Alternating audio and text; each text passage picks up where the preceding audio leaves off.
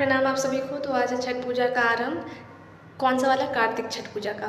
आज हम जानेंगे कि छठ पूजा कैसे मनाया जाता है, क्यों मनाया जाता है और क्या उसका सिग्निफिकेंस है। सबसे पहली बात तो ये कि आज नहाए खाए है। ये घर की शुद्धि और मन की शुद्धि के लिए किया जाता है। तो जो लोग छठ करते हैं वो लोग नदी किनारे, तालाब में, वहाँ पे नहाते हैं, स्नान करते हैं और इस दिन कोई भी प्याज लहसुन वाली खाना नहीं खाया जाता है। छठ पूजा बेसिकली वो लोग करते हैं जो लोग को संतान प्राप्ति नहीं हो रही होती है, या फिर जो लोग अपने संतान के सुख के लिए करते हैं, घर के सुख के लिए करते हैं, सभी के द्वारा किया जाता है। छठ पूजा के 4 पवित्र दिन होते हैं।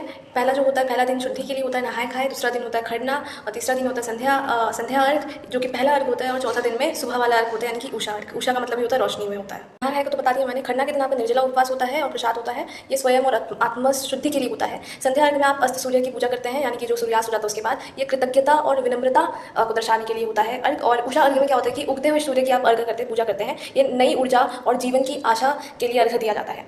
देखिए, कई लोग कहते हैं कि छठी मैया की उत्पत्ति महर्षि कश्यप और माता दीदी के द्वारा हुई थी, लेकिन कई पुरानी कथाओं ये मानती हैं कि जब प्रकृति सृष्टि के संचालन हेतु, रचना हेतु विभाजित हुआ था 6 भागों में। वो 6 भाग कुछ इस प्रकार से: ब्रह्मानी, जो कि सृजन की शक्ति है, सृष्टि करने वाली शक्ति; महेश्वरी, जो कि संहार की शक्ति है; कोमरी, पालन की शक्ति है; वैष्णवी, संरक्षण की शक्ति है; वारही, धरती और जल की रक्षा करने वाली शक्ति है; और इंद्रानी, यानी कि जो हमारी छठी माता है, छठा रूप, संतान एवं जीवन की रक्षा करने वाली शक्ति है। तो इन 6 भागों में विभाजित हुआ था और जो छठा भाग है वही हमारी छठी मैया का भाग है। अब कई लोग ये भी कहते हैं, कई पुरानी कथाओं के अनुसार ये भी कहा जाता है कि छठी मैया ब्रह्मा जी की मानस पुत्री है, प्रकृति का छठा अंश है, ठीक है, यह मानस शक्ति है ब्रह्मा जी। तो ये बात और जो छठी मैया की जो शक्ति, छठी शक्ति, ये दोनों बात विरोधी नहीं है। कैसे नहीं है? देखिए, ब्रह्मा जी स्वयं एक सृष्टि करता है, उनकी सृजन शक्ति ही प्रकृति है। तो अगर प्रकृति का विभाजन हुआ है तो आप कह सकते हैं कि वो ब्रह्मा जी की ही मानस पुत्री है। जैसे मान लो कि सूर्य से प्रकाश निकलता है, तो हम उसे कहते हैं कि प्रकाश सूर्य से उत्पन्न हो रहा है, प्रकाश सूर्य का एक अंश है। वैसे ही जो आपकी मतलब कि हमारी जो छठी मैया है वो ब्रह्मा जी की अंश है। या तो फिर हम इसे कह सकते, तो हम देखा जाए तो दार्शनिक रूप से अगर हम कहें तो छठी मैया जो है वो ब्रह्मा जी की, मतलब कि ब्रह्मा जी की नहीं, मतलब कि छठी शक्ति है प्रकृति की। और पुरानिक रूप से देखा जाए तो वो ब्रह्मा जी की मानस पुत्री है। और लोक विश्वास से देखा जाए तो छठी मैया जो है वो कार्तिकेय भगवान जी की पत्नी है और शिव जी और माता पार्वती की बहू है, यानी कि पुत्रवधू।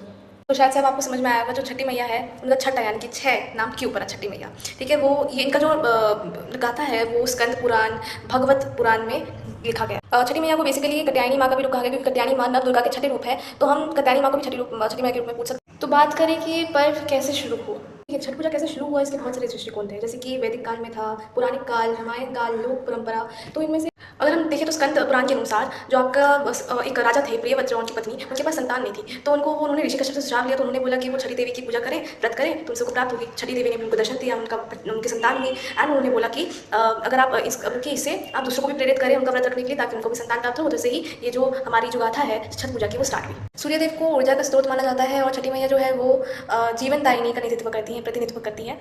नियुक्ति से अगर हम इनकी पूजा करते हैं तो हमें संरक्षण प्रदान होता है और संतुलन प्रदान होता है अपने जीवन। ये व्रत कठिन है, पर सच्ची आस्था और समर्पण से ये व्रत बहुत आसान हो जाती है, जटिल व्रत भी, क्योंकि माता हमें शक्ति देती हैं ये करने के लिए। तो उम्मीद है आप सभी को ये बहुत अच्छा लगा होगा, कुछ जानकारी प्राप्त हुई होगी।